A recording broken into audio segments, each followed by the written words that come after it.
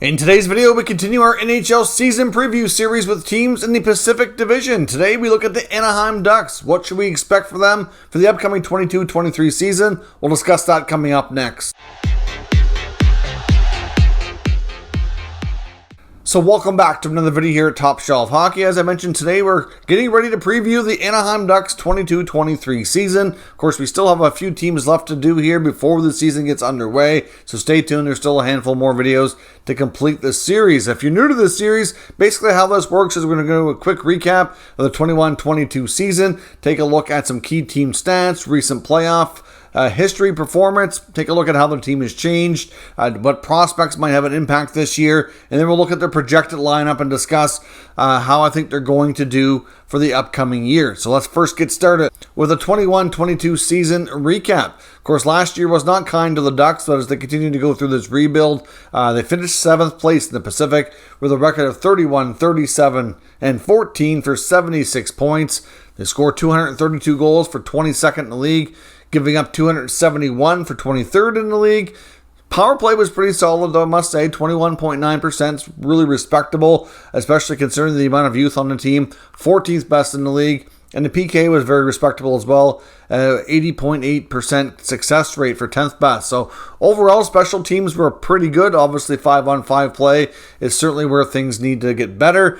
We do know that this team went through a lot of substantial changes, unloading a lot of veterans later into the season near the NHL trade deadline, trading players like Hampus Lindholm, Rickard Rakell, and others. So certainly, the last part of the season, they were certainly well depleted with a lot of top players in experience. So clearly this team is ready to take some steps, but they do have a lot of good youth. They added some good veterans, and it'll be interesting to see how they do. Of course, from recent playoff history, they've missed the playoffs for the past 4 seasons. They last won a playoff series back in 2017. So obviously it may be a while yet before they get to the playoffs, but this team is certainly trending in the right direction. Head coach is Dallas Eakins, entering his 4th season behind the bench, while they have a new GM in Pat Verbeek, with his first full season being named GM earlier this past year, near the NHL deadline. Of course, he was there towards the end of last year, but obviously needed some time. This will be his first full season, we'll say. So how the roster has changed. They had a fair bit of players going in and out over the course of the offseason. Of course, like I said, a lot changed near the end of last year, with Verbeek making it known that he was not going to be taking chances on veteran players. If they're UFA, he was either going to sign them or trade them. There wasn't going to be one or the other, and he did a fair bit of movement, like I said, at the deadline. But as far as what was officially offseason moves, they added Ryan Strome, who will be a center in the top 6 for them. So obviously Strome played some really good hockey with the New York Rangers for the past while. Good pickup there. Of course, his teammate in the Rangers organization, near the end of it at least, Frank Vetrano, he came over to the Ducks as well. They also added veteran defenseman John Klingberg on a 1-year deal. Of course, Klingberg looking to rebound and have a better season, so he can hopefully get a longer-term deal next time. So Klingberg goes to the Ducks, along with Dmitry Kulikov, who was picked up in a trade. And they also added another veteran D-man, Nathan Beaulieu, who went to camp on a PTO and is now officially signed a 1-year contract. Now, of course, who is no longer with the club? Well, they're going to be without longtime captain Ryan Getzlaf, who, of course, announced his retirement. Getzlaf actually missed the last few games of the regular season as well, when he had announced what his last game was going to be. So, of course, that's going to be a big blow. The leadership, the longtime leader on and off the ice, no longer part of the equation in Anaheim. So clearly, that's a big loss. Sonny Milano, of course, did have some good chemistry with Trevor Zegras, is no longer with the Ducks. They also did not qualify or sign Sam Steele, so he's moved on, along with Zach Aston-Reese, who wasn't signed as well. So, of course, Aston-Reese wasn't there too long, but, of course, Milano and Steele and Getzlaf all spent last year with Anaheim in full. Now, do they have any prospects besides these other changes who could jump in and have an impact? And the answer is absolutely yes, and the main one being the former number 3 overall pick in the 21 draft, Mason McTavish. McTavish appears ready to have a big breakout season, play a full year with the Ducks organization. Of course, he's done a lot since he has been drafted. He's played for Team Canada in the World Juniors. He was one of the few remaining players who went back to complete the tournament in the summertime, captain the team. Of course, obviously helped them win, which was great to see. He's got to go to Olympics. He's been all over the place. He's been all over the world and got a lot of great experiences. And I think Mason McTavish is ready to be, a big-time player for the Ducks and one of the top rookies in the NHL this year would be fair to say as well. He'll definitely be in the opening night roster and get the most playing time amongst anybody who's still kind of considered, in that prospect status. I think he'll be the only prospect that gets regular playing time and stays for the year. But other players like Jacob Perreault, Zellweger, Hellison, they very well could see some time depending on injuries in the back end. Lucas Dostal is a real solid goaltender who has potential to be the goalie of the future depending on the health of John Gibson or Anthony Stolarz.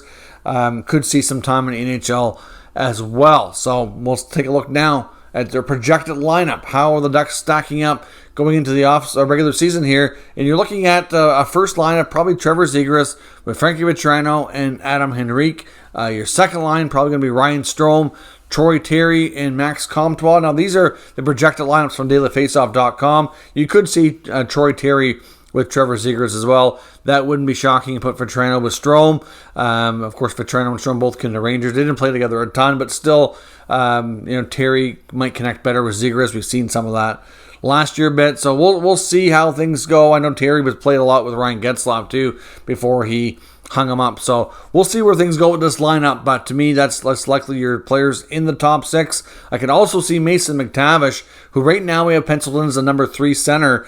Maybe even get playing wing for a bit. I think he will be a center long-term in the NHL. They could put him on the wing in the top 6 as well to play either with Strome or Zegras. I could see that being a possibility. Adam Henrique could very well be your number 3 center. He's a centerman as well. They have more than enough centers, so they could go McTavish, Zegras, and Terry, or McTavish, Zegras, Vatrano, with Strome, Terry, Comtois, or something on the second line. Have Adam Henrique center the third line. Your third line wingers are probably going to be Lundestrom and Silverberg, with your fourth line possibly being Max Jones, Derek Grant, and Sam Carrick. Now, of course, that could go a little bit different here, but right now that's how things are looking. That at least that's going to be your 12 forwards, I believe. But we'll see how exactly they stack up and line up. On the back end, you've got a defense core of Cam Fowler and Kevin Shattenkirk. You got the second pair likely to be Klingberg and Benoit, with your third pair likely being Drysdale and Kulikov. Of course, between the pipes, you got John Gibson and Anthony Stolarz. So that is your Ducks lineup. Lots of exciting young players there. I mean, when you have the likes of McTavish and Zegras and Terry, all fairly young, producing at a high level, you mix in some good veterans like Strome and Klingberg and Vatrano. That's a good mix. I'll be interested to see how Max Comtois does this year. I know he was a player that we were kind of watching in the offseason for potential trade. I know things didn't go the best for him last year, and there was some talk that between he and the organization, they may have felt it was best for a change of scenery, just to get a fresh start for him and for them to be able to move on. I don't know that he's always in the good graces of head coach Dallas Eakins, but we'll see where this goes. He's got a fresh, clean start to start the year. Depending on how his play goes or how things go for the team, I wouldn't be shocked if they did move somebody. It could very well end up being him, but we'll have to wait and see where that goes. But as far as how the Ducks do this year, to be honest, I don't have high expectations for them, but I can see this team being very competitive. I can see them being very fun to watch. There's lots of good talent there. And I can also see them making a little bit of noise in the Pacific Division. I don't think they're going to be able to move up enough to get into a playoff spot. I can see them probably being better than maybe a team like San Jose, maybe Seattle, but I'm not sure they'll be able to climb up any higher in the standings. I think they'll be closer to teams like Vegas, Vancouver, for the that 4-5 range. But I can see the Ducks maybe going from 7th up to 6th. I just don't know. But at the same time, this is a team that I would be willing to say could surprise some people. You've got an excellent goaltender in John Gibson. You get some top young talent. Trevor Zegras very well could have a breakthrough season and really surprise us for how high his ceiling goes this early in his career. You got McTavish poised to make a big impact. You add Klingberg in on the back end. You've also got Kulikov they've added there. Beaulieu will probably be the number 7 guy. Jamie Drysdale could take a big step forward. So to be honest, you add Ryan Strome in the middle there. I wonder how it's going to be real interesting for me to watch Strome. He's been on a few teams now. He played obviously with the Islanders. He played with the Oilers. He didn't really find his game and consistently play at the highest level that we've seen from him until he got to New York Rangers organization. And of course, a lot of people contribute that to his play with Artemi Panarin. And I do think that to a degree, that definitely has played a role. But it'd be interesting to see how he does without him and how much he can carry and drive the play on his own and see if he can prove his doubters wrong. Because I know there's some people out there that really thought Strome was carried by his line mates in the Big Apple, and we'll see if there's anything to that or not. But I think, like I said, a fun, exciting team. Don't see them being near the playoffs, but with all they've done and what they have, it wouldn't surprise me at all if they're a team that we're talking about at the end of the year that exceeded expectations and did better than a lot of us might have thought. So let me know your thoughts on the Ducks' expectations this year in the comments. We'll discuss further. If you're new to the channel, of course, make sure you subscribe and stick around. We'll keep you up to date with the latest news, rumors, and analysis on all 32 NHL teams. And as I mentioned, still more teams coming in this series as well. Thank you for watching, and I'll catch you next time.